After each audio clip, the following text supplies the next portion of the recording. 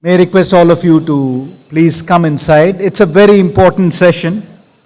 Every year, Mr. Albert Cheng puts so much of effort into this session because this is one of the hallmarks of APPMC. A very unique session to understand what's going on in ASEAN. So, we have the speakers here. May I request all the delegates to come inside as we are about to begin. We will start session 1. The topic of discussion is what does the market participants want from ASEAN precious metals market. The session would be chaired by Mr. Albert Cheng, CEO SBMA. The distinguished speakers joining the session are Dato Wira Lui Ang, Public Gold Company Group of Companies Malaysia, Mr. Nuttapong Golf, Hirunyasiri, MTS Gold Group, Thailand, Mr. Khanh, Vietnam Gold Traders Association, Vietnam, and Mr. Sahat, Pangabahan, PT Pegadaian, Indonesia. Ladies and gentlemen, may I request the chairman and the speakers to come and please take the seats. What you say? A round of applause for our speakers and the chair. Before I hand over the session to the session chair, a brief introduction about each of our speakers, starting with the chair. Mr. Albert Cheng joined the World Gold Council in March 1993 as a regional manager, becoming managing director of Far East in 2003. He retired at the end of March 2015 and was subsequently named as advisor. He has been an international advisor to the Shanghai Gold Exchange since 2002. He began gold marketing in July 1985 when he joined the Royal Canadian Mint as the regional manager for Southeast Asia. He was appointed honorary CEO of SBMA in November 2015. Dato Wira Lui Ang founded Public Gold Group of Companies since 2008, which is located in Bayan Lepa, Penang, Malaysia. As a leading company in Malaysia, Public Gold has obtained the investment precious metal import permit from the Royal Malaysian Customs Department. As permit holder, Public Gold's LBMA accredited gold and silver products are able to trade freely without goods and services tax in Malaysia. Dato Wira Lui is the co-founder of Malaysia Gold Association, MGA, which was established in November 2014. Mr. Nuttapong Hirunyasiri, CEO, MTS Gold Trading, Global Gold Trading Private Limited, is one of the Thailand's top 10 companies and top 3 bullion companies. He started MTS Gold Group, first overseas office in Singapore, and has been expanding the business internationally. He focuses on product development and innovation for gold investment with aim of being a leader in providing the full suite of investment products in the ASEAN region. Our third speaker, Mr. Khanh, Vice Chairman VGTA, has more than 25 years of experience in the Vietnamese gold industry, first working for the World Gold Council Asia as Vietnam country manager before setting up his own gold consultancy business in 2003, providing brokering and consultancy services to Saigon Jewelry Company, P&J Joint Stock Company, StoneX and World Gold Council, as well as Standard Bank PLC. As a founding member of the Vietnam Gold Traders Association since 1998, Mr. Khanh has actively participated in the deregulation of the Vietnam gold market as Vice Chairman of VGTA, heading the External Relationship Department of its Executive Committee. The last speaker, Mr. Sahat Pangabahan, Senior Executive Vice President of PT Pegadaian, his service as the Senior Executive Vice President of the Transformation Office of the company, where he plays a pivotal role in the transformation of the company. His efforts are focused on developing the Project Management Office, Innovation Center, digital lending and enhancing its contribution to Pegadaian business growth. Mr. Sahat, as a representative of Pegadaian, has collaborated closely with regulatory bodies such as the Ministry of SOE, CMEA, OJK, and the Ministry of Finance, along with relevant stakeholders, to establish the necessary legal framework for Pegadaian's business model and product. With this introduction, I hand over the session to the session chairman, Mr. Albert Cheng. Thank you. A round of applause for the speakers of the first session. Thank you, Wasa. I promise you this is going to be a casual session and it will be a lot interactive if you have questions for us. And I have purposely asked Wasa to have a long introduction of speaker. Hopefully that more people will come in the room. But unfortunately, I mean, only you know the gem of this session, which is the update of the ASEAN market. It's my honor to host this panel. And since the inauguration of the APPMC in 2017, I believe most people love this session because every year we have bring together a panel of speakers from various regions to talk about what's going on in the market. And with the introduction of them on stage, you can then identify them and then talk to them later. The important thing is to introduce them so that you know their face and you can book a meeting with them after. That's the more important.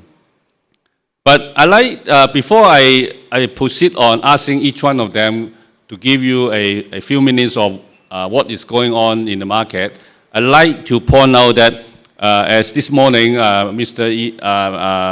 Ian Tang from the ESG has mentioned also, is the kind of activity that the regional connection that we have stepped up in the past year, right after the COVID, is actually very promising. We have organized a Hanoi Forum, and we have also organized a engagement meeting with the Indonesian parties, and also we are planning further work with Thailand.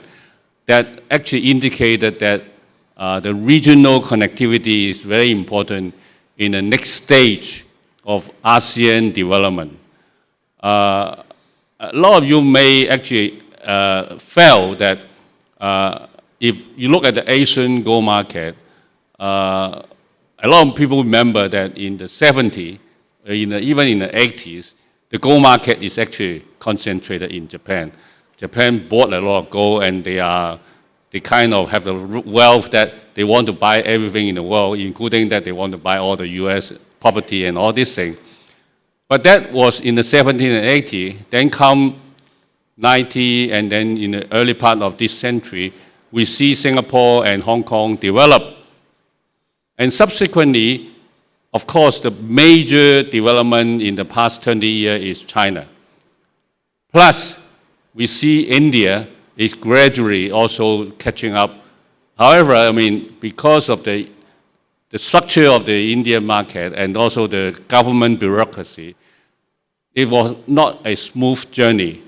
It go forward for a few steps, but they also pull back a few steps. So everyone, right after COVID, is looking for where is the growth. And a lot of people want to know whether it is somewhere in Asia, meaning the Southeast Asian country.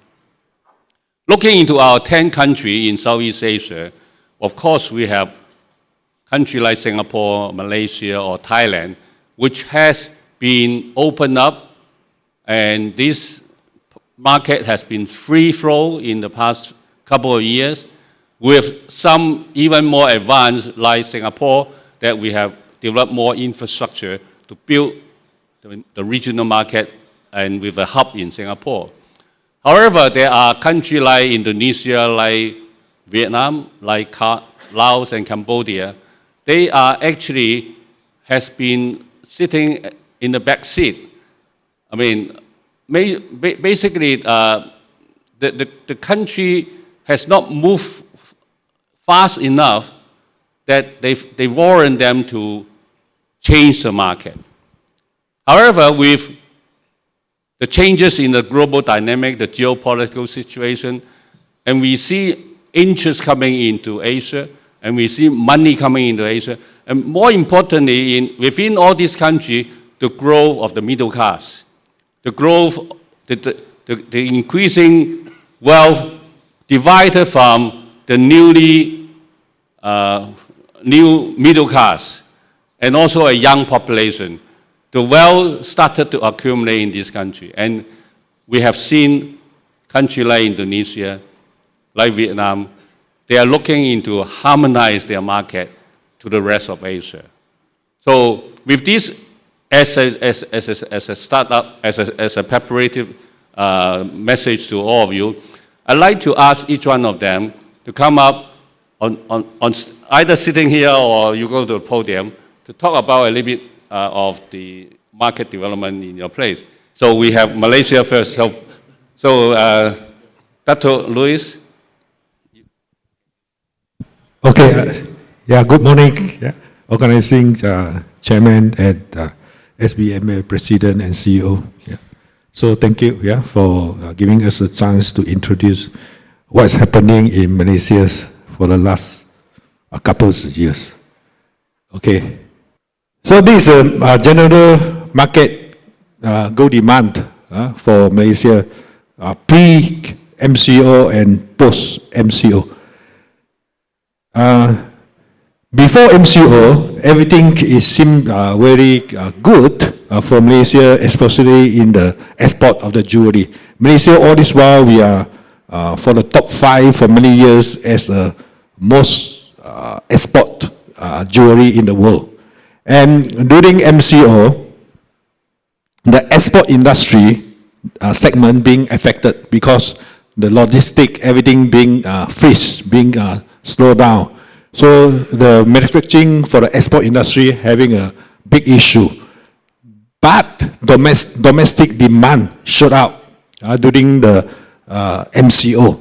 The reason why during the MCO there's a spike demand for the gold in the domestic market, they attribute to a few reasons. One thing is the rising of gold price. They stimulate the eagerness and the demand for the gold, especially in the investment industry segment.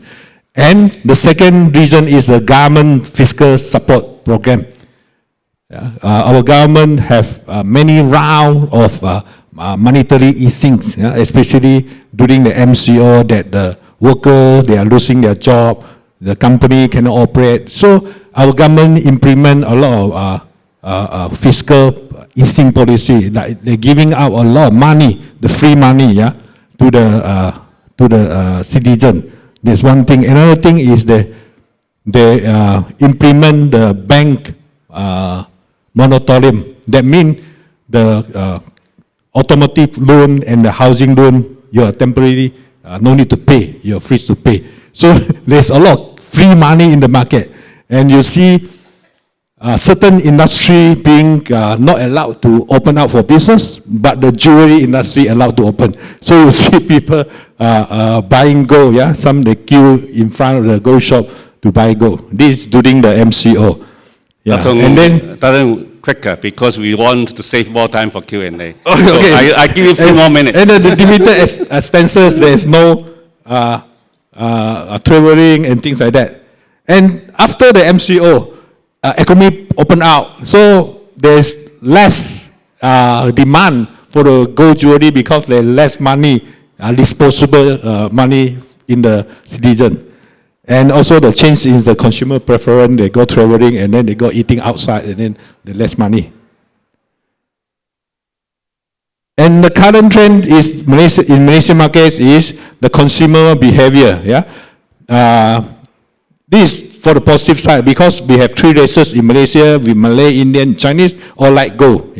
And the investment demand also good because there is no tax on the physical gold and the paper gold as well. And the third one is the regulatory environment. So currently we are preparing for the luxury good tax. The problem in Malaysia is we changed a few government, since the last few years. They are flip and flop. And currently our GDP forecast is 4.5%, 4 to 5%. So we put average 4.5%. So that means the economy for Malaysia is still growing pretty well compared to the world. And okay, this is a simple chart. You see, there's a government change and then the policy for the tax also changed. there's before GST, there's year on year 2015. And then later on, the Najib government implemented the GST, and then the new government come in, remove the GST. So there's a before GST and a GST, and now there is no more GST, they go for SST. But the precious metal is 0% on the SST. Yeah, but now they're talking about the luxury good tax.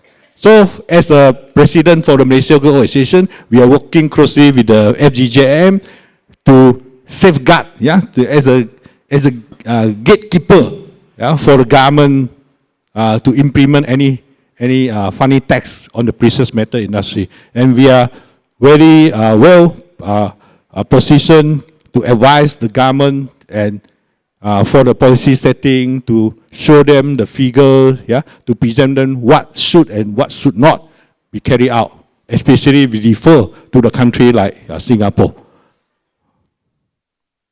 Okay, so basically, that's my presentation for today. Thank you. Thank you, Chairman. Thank you. Next, I'd like to ask Huynh MTS to talk about Thailand. Hi, everyone. Okay, so today we're going to talk about the Thai market. So as you know, actually Thailand has been another major trading hub for gold for a long time, with Singapore, alongside Singapore and the Southeast Asian. So during the COVID, and like what Dato say, pre and post COVID, we have a very similar trend, which is, as you can see, the import and export. The left side is export, the right side is import. You can see a very huge spike of the largest export in Thai market. So usually Thai market is a bit different because it's a both buy and sell market. So you can export and you can import freely.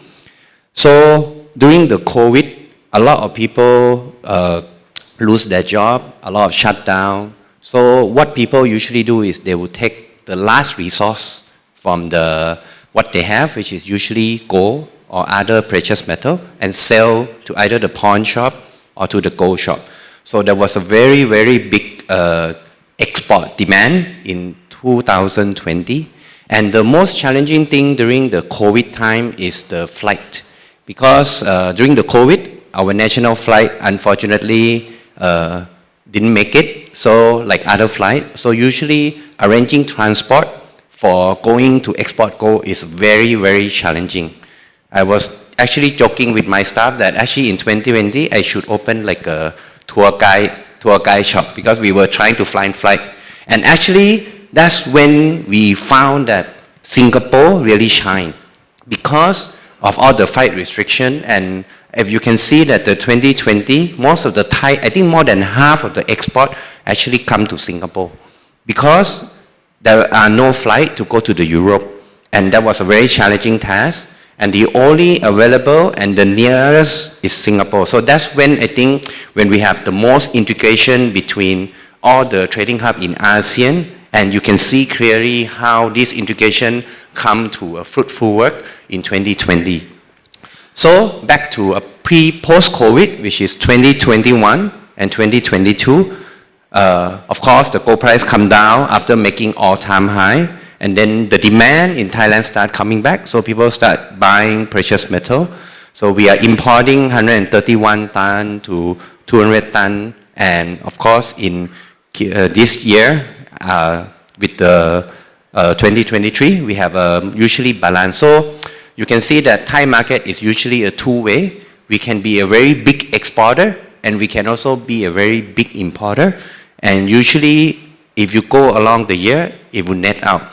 And if you sum up, usually we are about, we actually are the third largest in Asia after China and India, because we buy and sell both sides. And usually we are about a 200 to 300 ton market. And in 2023, in Thailand, maybe I give you a little bit of feedback. So we have 60 wholesale shops. We have over 9,000 retail shops. And actually, if you look at the financial structure of the gold market, if you look at SPDR holding, right, in Asia, actually the fund in Thailand hold one of the biggest, over 50 gold fund. So meaning a lot of retail investors actually go into the, the mutual fund of the bank to buy SPDR gold. And other than the fund, we also have one of the largest exchange traded contract in TFX, over 10 million contract traded for the gold futures contract. And of course, for the annual physical transaction, it's over 100 ton. So you can see in Thailand, the market is a bit mature. We have both physical, we have both financial, we have both the trading, and the market now have come quite a long way. So yeah, so this is when Thailand, we make the price in Thai baht. So this year, we have an all-time high in Thai gold price. And still, you can see the trend like other countries, people are buying, not selling. Because people are scared of inflation, people are scared of the war, and with the bank, SVB in the US, people are still buying. And so the Thai market is the buyer right now. So to talk a little bit about the trend and behavior, actually, one of the very big trend in Thailand now is actually aligned with what the APPMC and the people are trying to do, which is the sustainability and the responsible of the gold. The second one is about licensing. Now, when you try to do some gold trading, you need to have some licensing and you have a good reputation. And the last one is the innovation and technology. So I will cover three quickly. The first one is the first trend, which is a lot of the industry now, especially the precious metal, we are trying to be more sustainable and responsible. So you can see that most of the Thai industry now are trying to be green energy, meaning that they use either solar cell, they try to control the carbon. It's not 100% implemented, but a lot of factory, the government is trying to push us to do more sustainability and more responsible. And if you look at the trend interestingly, a lot of the Thai company now are doing more responsible sourcing due to the environment that is changing in Thailand. So if you look at the RJC now, for the membership that got approval, in Southeast Asia, Thailand is the biggest member of RJC. Meaning a lot of the jewelry, a lot of the metal that actually going through the Thai market is usually go through this RJC. For those of you who doesn't know RJC, they are Responsible Jewelry Council, which is what we do, what the LBMA is trying to do, which is the OECD audit, trying to have a more responsible sourcing. So in Thailand now, we have, in Southeast Asia in general, when we compare the member, you can see that we have almost 82 members. In Singapore, there's 3, Vietnam, there's 2, and the rest is not so much. So meaning, you can see the trend that the Thai market is actually one of the first one who become very active in this, trying to find the responsible sourcing. And I think now we are starting with silver, and eventually, slowly, I think it will slowly come into the gold market and much more. So the circulation of most of the scrap in Thailand now have to be slowly trend towards the RJC and OECD audit, which is implemented by the LBMA. So I think we are one of the very pioneer one who are leading in the Thai market for this. So these are one of the trends. So this is the first trend, responsibility and sustainability. The second trend is the licensing. So now when you trade or you need to have a licensing in Thailand, which through the regulators. And the third trend, to go quickly, to go through the development of the Thai gold market, I would count them into 4 phases. The very original phase, which I think is like other gold shop, is the OTC, which is in Thailand we call the red gold shop, which is the shop with the red color. It's a very Thai thing. So after that, we went into the online trading, which is the second trend that is coming, and do exchange trading. So do exchange traded like ETF, futures. And now the final trend that is really coming is a digital trading, which is doing digital, doing crypto, doing blockchain. So we are one of the pioneers who launched, we got license from the Bank of Thailand to launch a project called Gold Wallet with 40 million Thai users, which is about half, with a 500 million trading volume. So this app is a government app with the government trying to ask the local people to buy more and save more in the gold. So now we partner with the government and the Bank of Thailand to launch, meaning that in 40 million users, they have an access to buy gold instantly in their mobile app, which is a digital gold on their platform. So we have been doing this project for 2 years, and you can see that the trend now is digital gold, and we also do blockchain technology to run the trading and the gold. So these are also the digital trend that is coming in Thailand.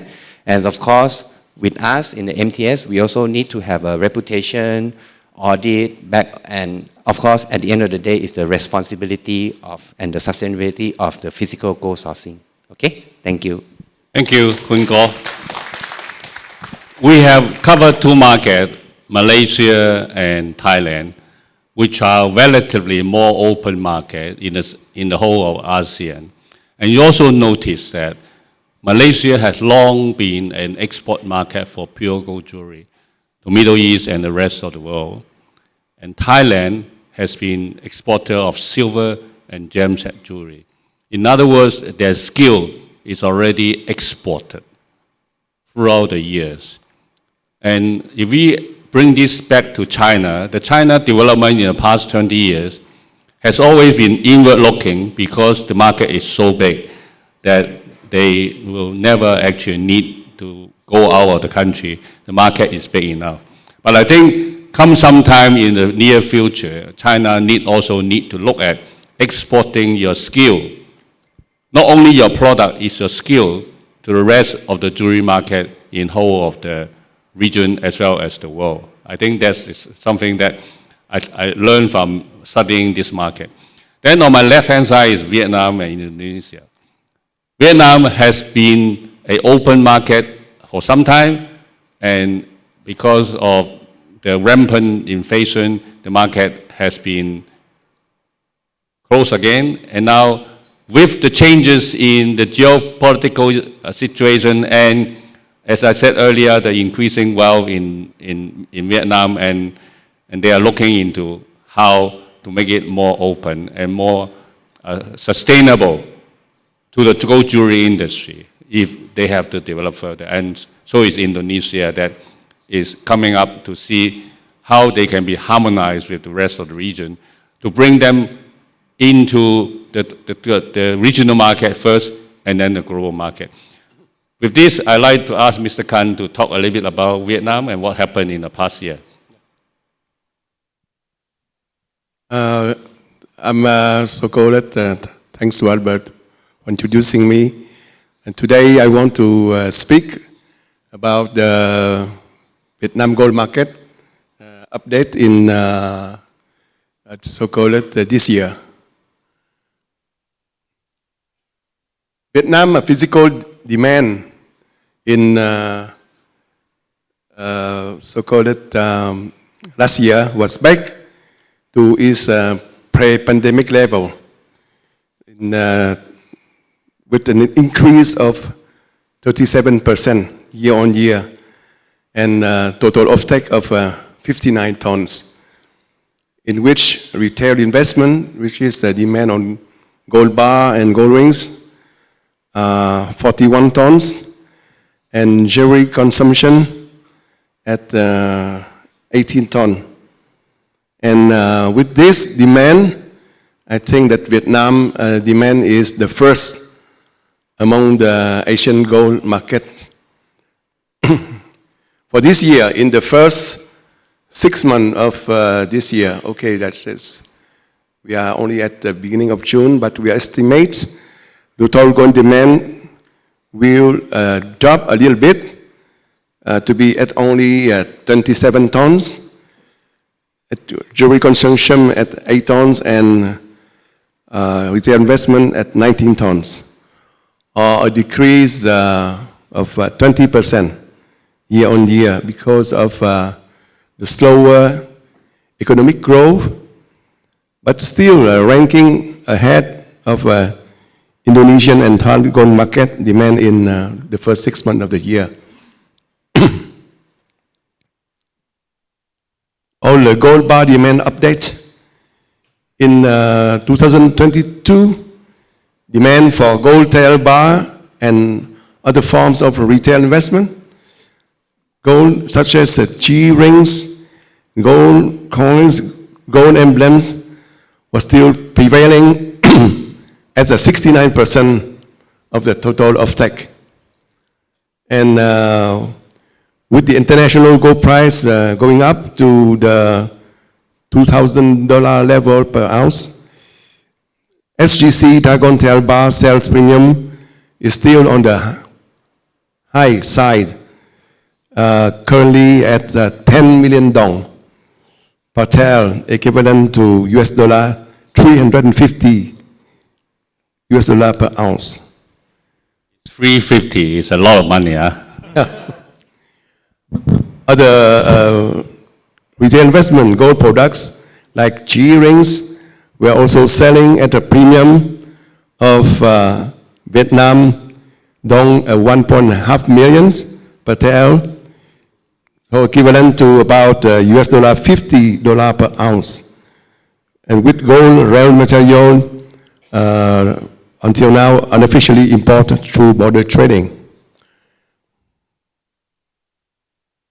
Before I go on the gold policy updates, I wish to introduce Mr. Đào Xuân Tuấn, General Director of the Forex Department of the State Bank of Vietnam. And Mr. Tuấn is coming this year, especially to the APPMC, to learn from the experience of the regional markets in order, when coming back to Vietnam, to submit the so-called major changes to the gold market, to the governor and to the prime minister.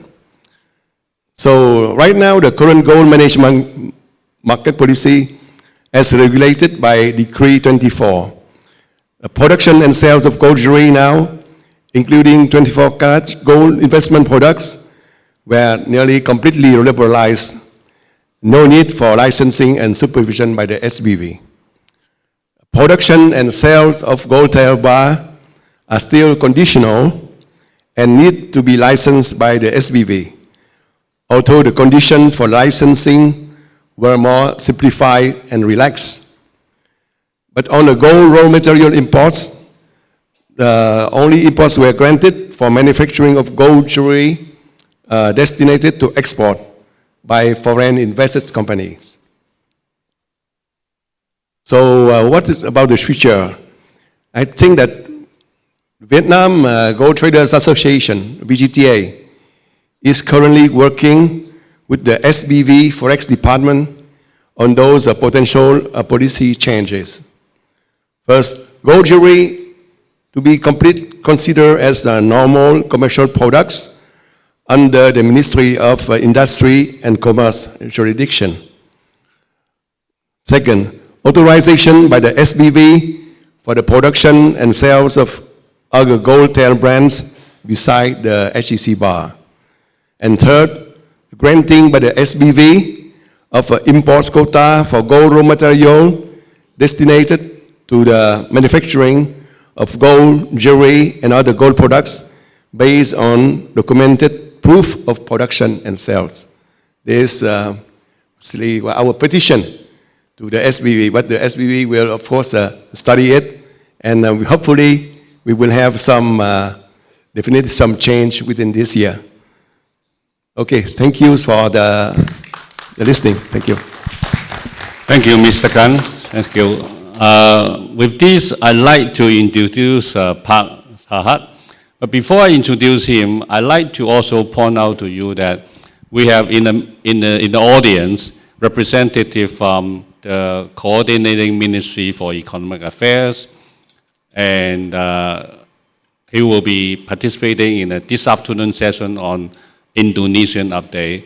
And if you want to know more about Indonesian, you must come this afternoon in order to listen to more details. We also in the audience, at the same time, a group of delegates from Laos, including the Central Bank of Laos, and sitting over there, together with their partners in the market. and they are here to learn from you guys, and hopefully, please go and post them, and if you want to know about the Laos market. With this, I'd like Sahat to talk about Indonesia, please.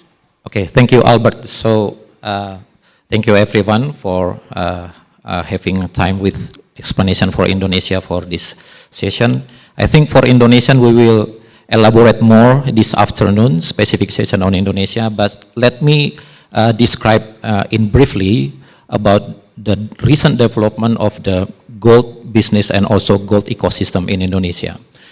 Indonesian government has an agenda to increase the value creation of the commodities produced from the Indonesia. One of the example that maybe you have heard before is about the nickel. And now another commodity that we want to increase the value creation in domestically is gold. Indonesia so far is the 7th biggest producer of the gold in the world. However, if we see the consumption level, it is quite low. It is number 22 in the world. It's at the level of 0.3 grams per capita. It is very low compared to another gold producing countries. So this is one thing that Indonesian government see as an opportunity going forward. So that's why this gold ecosystem is a main importance for the Indonesia going forward. Then so far we already highlight the recent development of the Indonesian in the form of the enacting the law. So the government has recently enacting the law. We call it omnibus law on financial sectors. So going forward, Indonesia will more concentrate to develop the gold ecosystem in Indonesia, because so far gold ecosystem in Indonesia we can say it's quite fragmented. Yeah, Albert, quite fragmented, and we want to integrate the value chain from the miners to the retailers to the end consumers. And to that purpose, we and the government already take some actions and also steps how to improve the gold ecosystems in Indonesia. Maybe from the first initiative is about the re-regulating about the tax. So the government now is establish the tax how to make the gold producers trade the gold in domestically instead of export it to another countries. So to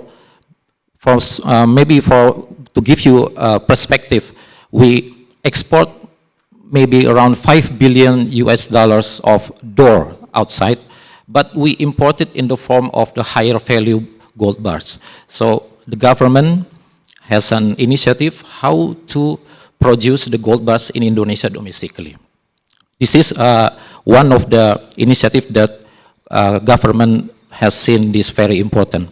And the next step is how to improve and also to increase the gold in Indonesia as an asset class. So far in Indonesia, this is not considered as an important asset class. Especially in the asset management companies in Indonesia, none of them considered the gold as an asset class. So this is also one big challenge, but also very big opportunity for Indonesia. And the next step also, we need to make a standardization also in Indonesia about the gold in Indonesia. So we call it Standard National of Indonesia for gold to increase the marketability and also the liquidity of the gold in Indonesia. And the last thing is to increase the financial inclusion of the gold class as well, gold as an asset class. To this, we need to improve the financial system in Indonesia. So far in Indonesia, there is none full-fledged bullion services in Indonesia. So far, we already did some aspects of the bullion services, but mainly focus on the retail side, not in the commercial and also from the institutional level. So I think this is the main important trends that now currently happening in Indonesia. Maybe this is the introduction, Albert. Thank you. Okay, Pak Sahat. if I have to give a footnote to what Pak Sahat was talking about, I'd like to bring back your memory. Remember last year at APPMC, we have invited Minister Ikanda Timonaka, and he was at that time briefed us that the Indonesian would like to open up the market with a business model of granting bullion banks as a center of trading in Indonesia to link up all the different stakeholders through the bullion bank. And that was a policy proposal at that time last year. And these policy changes has effected and passed the parliament in the beginning of this year. I will talk about it a little bit later in the afternoon session if you want to come and listen to the detail. And the act actually requires to set up a bullion bank in Indonesia, which is effective, like, for example, in China, setting up a Shanghai Gold Exchange to unify all the stakeholders in the ecosystem through the Shanghai Gold Exchange, but in the cases of Indonesia, through a bullion bank. And the government, the ministry, has debated among themselves, and they have selected a candidate, which is PT Pegadaian, which Mr. Pak Sahat is the senior VP in charge of this project. PT Pegadaian is a state-owned pawn shop. It has already involved in physical gold business through the pawn shop business. And they are familiar with this transaction. And they are state-owned. They are more than 100 years old, very reputable and trustworthy body. And this is the beginning of the journey to build up bullion banking business in Indonesia. PT Pegadaian is the first non-financial bullion banking operation. And the plan is to have more local bullion bank in the near future. And that will form a new ecosystem in the Indonesian bullion market, which doesn't mean that it will cut off the connection with Singapore and the rest of the world. It actually enhances the connection with Singapore and the rest of the world, because the transaction, the connection will rise from below to the surface. Because in the past 20 years, 30 years, Indonesian has been dealing with their counterparty in the region already. So by bringing this through the Banking Business Act and through this mechanism, business will become accountable, become transparent. And this is the future trend of this business. We talk about sustainability, and all these things will require a transparent operation. And Indonesia is getting into the right direction. And I see that Vietnam and Laos are following this trend. And SBMA has been very advantageous that we are privileged to be connected with them and help them to understand this process. With this, we end the individual discussion. Let me start asking questions. And I hope we have generated enough suspicion in your mind that please ask questions. I like to have questions from the floor instead of just me asking questions. First of all, I asked Dato first. With the GST, talking about GST coming back into Malaysia, do you think it will happen? Currently, in Malaysia, I think because the current government, they used to protest the GST very seriously before they come into the government. So the Prime Minister, Anwar Ibrahim, is very reluctant to talk about GST. So now they are talking about is a luxury good tax. So for GST, I don't think for the next 2-3 years, it's not easy to come back. Yeah, because this is the ticket that make it the government they are today. I ask you one more question. We have seen a lot of people coming through into Asia and into Singapore, and some of them actually looking into Malaysia. Do you see more international player coming to talk to you, to talk about Malaysian market, and they are interested in working together with you to develop the Malaysian market? Yes, because for nowadays, Singapore is flooded with money and everything inflated in property price, in the wages, everything. So I think, I always believe and I always talk to the Malaysian that we're going to have the fall-over effect, especially the Johor Bahru and the KL. So we believe that thing going to happen soon, you see, because the cost in Singapore is escalating too high for the normal businesses like bullion trading, physical trading, things like that. I believe so. So for public gold, we always position ourselves compared to the conventional gold trader. We are very advanced in e-commerce, platform trading, and something out from the box. Yeah. Like currently we have is the gram card. There's 1 gram of card. We have all the IP with us. We have Warner Brother, Disney, and then now instead of selling through the outlet, we are selling to the gold vending machine. And we didn't call it vending machine, we call it ATM. So this ATM is in-house developed. For everyone information, currently we have 60 MIS staff is working under the PG group. We are using the platform 2008, long before Lazada, Shopee, we already sell our precious metal on the platform. Yeah? And we managed to penetrate the market in the whole Malaysia. Yeah, currently for the last 2 weeks, we achieved 1 million customer base. There's registered, we have all the high quality customer. They have their bank account, have their all detail, because we are practicing know your customer things. Yeah. So currently we are also going to Indonesia. We have our minting office setting up in Cikarang, and we have 5 branches in Indonesia. Our business model through e-commerce, and we also using the referral business. This is something that very unique, and my dealer, they're talking gold.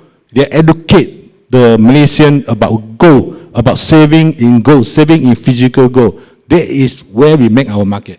Okay. Make us, shine from others player in Malaysia. Thank you. Okay. Thank you, Dato. Maybe I ask Khun Kof a little bit about the Thai market, and you can also enlighten our neighbor, I mean, what's going on. And Thailand has been historically, Bangkok is the gold center. Day back 50, 60, 70 years ago. I remember when we read the history that Rangoon, Bangkok, Saigon, and Hong Kong is the 4 gold trading centers long time ago. So Bangkok has always been a hub for your region, meaning your neighboring country. And the volume of business that you're talking about is actually represented the whole region. So in Thailand, basically the key player is the bullion houses. And you started off in the Chinatown area and you do jewelry business. And then in the past few years, you start trading and you start internationalize, you participate in regional. And how do you see that the development of Thai market, would a bank, a commercial bank in Thailand, participate in the bullion business in future, or is it necessary? Actually, there has been a talk for a long time with the central bank, because actually Thailand is a bit unique. If you look at the trader, we are actually a bullion trading. We are not a bank, but while other countries, usually the gold is imported through the bank. But because in Thailand, actually there's a law that the bank cannot do bullion. It's a commerce business, it's not a bank business. So that's why all the big bullion is a bullion traders. But there has been a recent so-called talk with the central bank that they want to have more involvement for the bank to participate, which the bullion trader already informed them that actually, if you look at the slide I show you, the Thai market actually is very mature, almost similar to Singapore, which is we have a trading, we have a futures exchange, we have a digital, we have OTC, we have physical, we have almost everything. Why included another participant when the market is already, is their own ecosystem? But again, due to I think similar to all the Southeast Asian countries, the volatility of the currency of the Thai baht, after the US dollar, the war, and all the sanctions, the Thai baht has been quite volatile. So now what they are trying to do is that they are trying to shift more towards for the local player to trade more, not in the local currency, but in the US dollars, which is a big change in the market. But for the bank, commercial bank to participate, I think will still take a while, because a lot of the commercial banks still are very used to the old business, which is deposit, lending, leasing, financing. They are not in the trading business. So the bullion house still have a lot of benefit. And of course now, as you can see, that the local bullion house are very internationalized, and we also quite established as quite as big as the bank.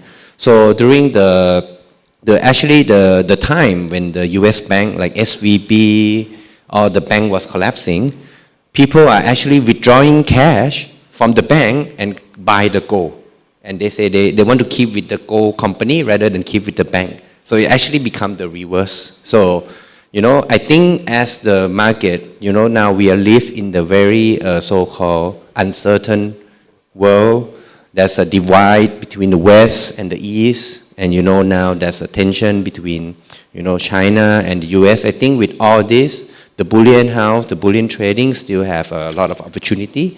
And for each country, as I think we build our own setup and ecosystem, and what you say is very important, is to make sure we share the knowledge in the Southeast Asia, we stick together as the uncertainty come towards the market, as we will see more and more divided and what they call deglobalization coming. Right. Well, the ecosystem in ASEAN market are all different, and Thailand historically has been built on bullion houses, and they have been very effective. And if they find that they are not able to do the business, they change. Like, for example, a lot of the Thai bullion houses has opened up trading office in Singapore. May I know actually what drives these Thai trading houses? This one I have to give credit to the international enterprise for inviting us. You. Yes. Yeah. So I think it was the I think 8 to 9 years ago, because I think similar, the Thai government also changed quite often. Now we are changing. Now no government. Now they are forming, and a lot of uncertainty. And as you can see that, we always, if you remember Thailand, I think 10 years ago, we always have what we call a color party. Color party. Yeah. So one yellow, one red, one blue, one black, every year. White also have. So with all these uncertainties, I think and the government keep changing, they keep changing the law. So I think it's important to have a more stabilized, more international arm. And of course, the regulation from the bank, from the tax perspective in local, I think similar to other country. It changed very often. Sometimes have like similar, today we have tax, tomorrow have capital gain tax. Today we, the government trying to always do something. So I think the good thing about setting up and have an expansion is Singapore, have to say, is quite stable compared to the other countries, and it opened more opportunities. Actually, like what I mentioned is that during the COVID time, I think that's when we really see the shining and the connection from all the market together and work together. Because if you remember that time, I think there was almost no flight at all to the, normally we would ship to the Europe, the Swiss refinery. I think the cost of shipping is almost 10 times. So during COVID, actually we are the very big supporter of SIA and Metalor. So we were supporting, because I think SIA, Singapore Airlines, is the only one flying around. Thai Airways, Malaysia, nobody is flying, only SIA. So every day we use SIA, support SIA during the COVID time. And that's why I think Singapore is very important now in the Southeast Asia market because, you know, it proved that during the COVID, during the worst time, all things still operated as efficient as Singapore can be. I mean, other countries is trying to do, but you can see that, you know, the change of the refinery, even though there's what's it called, the close down, circuit breaker, even though the circuit breaker, even though the airport was closed, I think the government is still trying to push, to support, to make, you know, to make things work. And the airline I think it's the only airline in Southeast Asia that is working. And that's how we actually survived through the COVID time, while there's a big exporter and everything. So I think that's why I think a lot of the local players now are trying to do more, and we think there's more benefit in do the international. Yeah. Great. I think to summarize this is you need a steady hand to steer forward on all the things together, because you can't have a disruptive administration, disruptive government to operate a business which takes years to build up. But I'd like to, before I turn to Mr. Khanh for talking a little bit more about Vietnam, I'd like to ask any question from the floor. Raise your hand or give you the microphone. No burning question? Say for that, Mr. Khanh, Vietnam is a very open market 10, 15 years ago. And now we have seen the market is about to reopening it through the measure that you just talked about. And with this happening, let's say next year or end of this year, if hopefully, how would that change the Vietnam gold market? I think that the market now is very stabilized. After for example, 10 years ago was too open, where it is like a little bit of a shamble, right? And so the SBV have taken over control of the market during the past 10 years, and then they say that now gold is so-called market is stabilized, so they're ready to so-called reopen the market. And so we think that with the market to be reopened, the demand still, like I present, the demand for Vietnam is quite strong, about average about 60 tons per year. So it's even higher than Thailand or Indonesia. So except for the so-called, we say that the consequences of the global economic crisis, right? Or the inflation, and Vietnam still, for this year, we predict that, we say that if they will be the same as last year, or if there is any decrease, it will be very small. But definitely with the market to be open, we can see that next year, if the economy is going back so the demand will be stronger than even in the pandemic level. Yeah, the Vietnam market actually is a very typical market that we have watched in the ASEAN countries. The country has long history of having gold as a way of store wealth, as a way of keeping all the for passing over to generation. And it is a commodity that you actually cannot deprive from the people, because the more you deprive from them, the more they want it. As a result, we see the local premium is being distorted.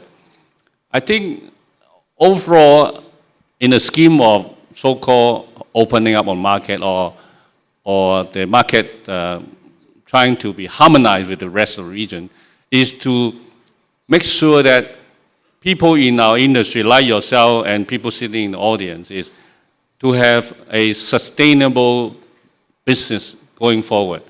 Because any distortion in price will affect the people in the ecosystem, and someone has to suffer from it. And if they know that your neighbor is buying this at a more reasonable price and you are buying much higher, there will be unhappiness. And this unhappiness will reflect back to the government, reflect back to the administration. So I think the scheme of the thing is we'll see harmonization in this region to make sure that price is, people in the region are buying the same product at the same amount, more or less the same price in their local currency. I think that is the ultimate aim of all this happening in the past years. Sahat, we will talk about detail more in the afternoon. With PT Pegadaian now earmarked as the non-financial bullion banks, how has you been prepared? This is going to happen soon. How has you prepared, or how much of the external party has come to talk with you? Okay, as you mentioned that our company PT Pegadaian mandated by the government as a forerunner to start these bullion services in Indonesia. So our preparation so far, our company already runs some spectrum of the bullion services, but maybe focused on the retail side, not on the commercial side. So now we are preparing our capabilities, our systems, our risk management, our people, how to serve the companies, especially in those jewelry industries and also the retailers, how to equip them with the gold and to fulfill their financing needs. So this is our objectives right now. We already prepare the system, we already prepare the risk management, the people, the capabilities, but of course, to run this, we need the regulatory framework established first from the Financial Services Authority of Indonesia. We call it OJK. So once the OJK already established the financial regulation framework for these bullion services in Indonesia, then we are very confident to run and to serve the gold ecosystems in Indonesia more integratedly. So this is what we are preparing right now. And about the partners, I think we thank you for you as well, Albert, and also SBMA. You opened the window for us to collaborate to see the potential of the opportunities going ahead. So we already assess our internal process and internal capability, and we also think that we need to collaborate with other parties as well, especially if we want to connect our domestic value chain of gold in Indonesia to the global market. So maybe this is one of the main objectives for the collaborations going forward.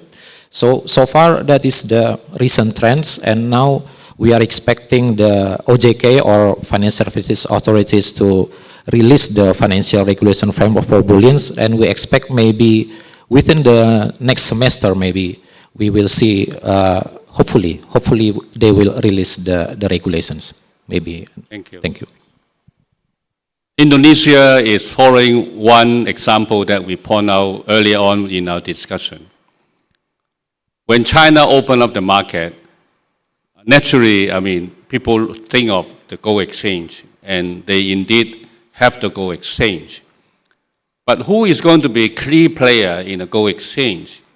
I think in the early days, about 25 years ago, when I was working with Local Council together with our colleague, we say that majority of the members of the gold exchange need to be financial institutions, meaning banks, because with banks, the regulator can have an arm's length and have a control in what they are doing. And with that, the China Shanghai Gold Exchange has majority of the key members are major banks, which makes it very trustworthy and reputable, and it also helps in the transaction with global bullion bank and also with the rest of the ecosystem. And also they are able to provide financing and all these things. So when Indonesia was talking about this opening up process, we were also looking into the model of like Singapore and China, or the model like Shanghai, like China with exchange, or a model like America where they have future exchange. So these are all options that they have gone through. But I think with the reality of Indonesia and the stage of their development, what they have followed or they will be embarking on is a sensible journey for them to open up or to harmonize their bullion business. With this, I'd like to see whether there is any question from the floor. Any? No question? There's a question. Yes, please, microphone.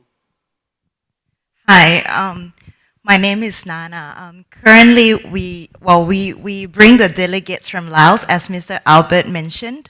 Yeah. We come from a company called PTLH, Yeah. and we are in the process of considering to establish a bullion bank in Laos. So thanks for sharing all your experiences. I think a question that if I may ask, from what we have heard, you have like different experiences that you have gone through in your markets.